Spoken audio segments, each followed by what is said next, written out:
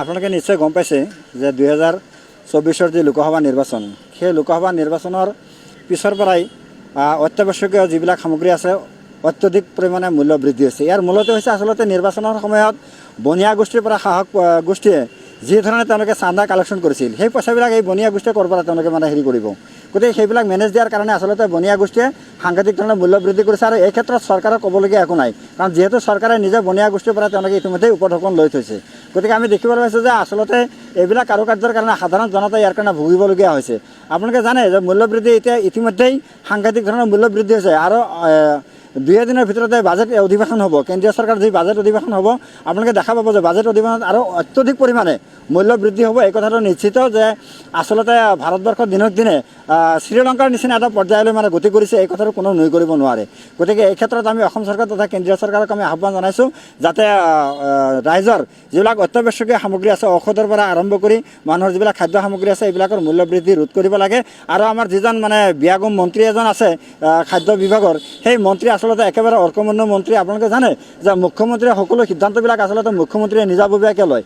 বাকী যিবিলাক মন্ত্ৰী আছে তেওঁলোকে আচলতে কেবিনেট মন্ত্ৰী যিখিনি সা সুবিধা পাব লাগে সেইখিনিহে তেওঁলোকে ভোগ কৰি আছে, কিন্তু তেওঁলোকৰ বিভাগত যে তেওঁলোকৰ কিবা কৰ্তৃত্ব থাকিব বা তেওঁলোকে বিভাগীয়ভাৱে যে তেওঁলোকে কিবা নীতি নিৰ্দেশনা দিব বা তেওঁলোকে কোনো ধৰণৰ ৰিয়েকশ্যন কৰিব সেই কথাটো তেওঁলোকে কৰিব নোৱাৰে। তেওঁলোকৰ হাত ভৰি বান্ধা। গতিকে মুখ্যমন্ত্ৰীয়ে অসমত একমাত্ৰ সৰ্বা তেওঁৰ কথা মতে সকলোবিলাক কাম কাজ হয়। আপোনালোকে নিজেই জানে যে যেতিয়া নেকি আপোনালোকৰ মেট্ৰিকৰ ৰিজাল্ট দিয়ে বা হায়াৰ ছেকেণ্ডেৰী ৰিজাল্ট দিয়ে, শিক্ষামন্ত্ৰীয়ে ঘৰত শুই থাকে, ইফালে মুখ্যমন্ত্ৰীয়ে ৰিজাল্টৰ কথা ঘোষণা কৰে। গতিকে এনেকুৱা কথা বতৰাবিলাক নাভূত নাশ্ৰিত কথা বতৰাবিলাক অসমত চলি আছে।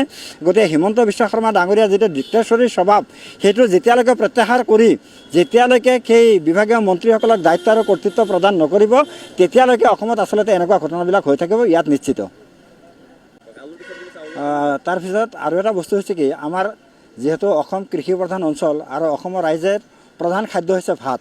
আমি এই ক্ষেত্ৰত দেখিবলৈ পাইছোঁ যে ধানৰ যি পৰিমাণে দাম বৃদ্ধি হ'ব লাগিছিল, আমাৰ কৃষকসকলে উৎপাদিত ধানৰ মূল্য হ্ৰাস পাইছে, কিন্তু তাৰ তুলনাত যিবিলাক বহিৰাগত চাউল আছে, বহিৰাজ্যৰ পৰা যিবিলাক চাউল আমদানি হয় কিন্তু চাউলৰ দাম অত্যধিক পৰিমাণে বৃদ্ধি হৈছে, যাৰ কাৰণে কৃষক ৰাইজে হাহাকাৰত ভুগিবলগীয়া হৈছে।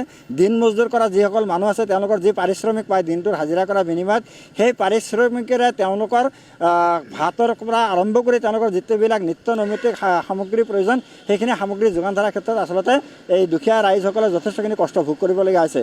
গতিকে আমি অসম চৰকাৰ তথা যোগান বিভাগক আমি আহ্বান জনাইছোঁ যাতে অতি শীঘ্ৰে তেওঁলোকে যাতে চাউলৰ দাম নিম্নগামী কৰি এইবিলাক দুখীয়া নিচলা ৰাইজক যাতে সকাহ প্ৰদান কৰে। তেওঁলোকে 2 টকীয়া চাউল দিয়াৰ নামত তেওঁলোকে কোটি কোটি টকা তেওঁলোকে বনিয়া গোষ্ঠীৰ পৰা তেওঁলোকে সংগ্ৰহ কৰিছে।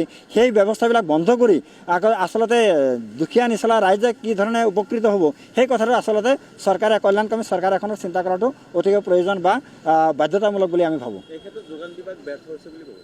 যোগান বিভাগ কেতিয়াবাই ব্যৰ্থ হৈছে, এইটো আৰু আজিৰ কথা নহয়। মই আগতেও কৈছোঁ যে যিজন যোগান মন্ত্ৰী আছে তেওঁ নাজানে ক'ত কি হৈ আছে, ফাঁচী বজাৰত পৰা কিমান টকা তেওঁলোকে সংগ্ৰহ কৰে সেইখিনি কথা যোগান বিভাগৰ মন্ত্ৰীয়ে নাজানে। সেইবিলাক গোটেই চৰকাৰী কিছুমান চেলা চামুণ্ডা আছে, তেওঁলোকে কামবিলাক কৰে। দলীয় কিছুমান নেতা আছে, পালি নেতা আছে, তেওঁলোকে কামবিলাক কৰে আৰু বনিয়া গোষ্ঠীয়ে তেওঁলোকৰ খিয়াল খুচি মতে তেওঁলোকে মূল্য নিৰ্ধাৰণ কৰে। এইটোৱে চলি আছে অসমত।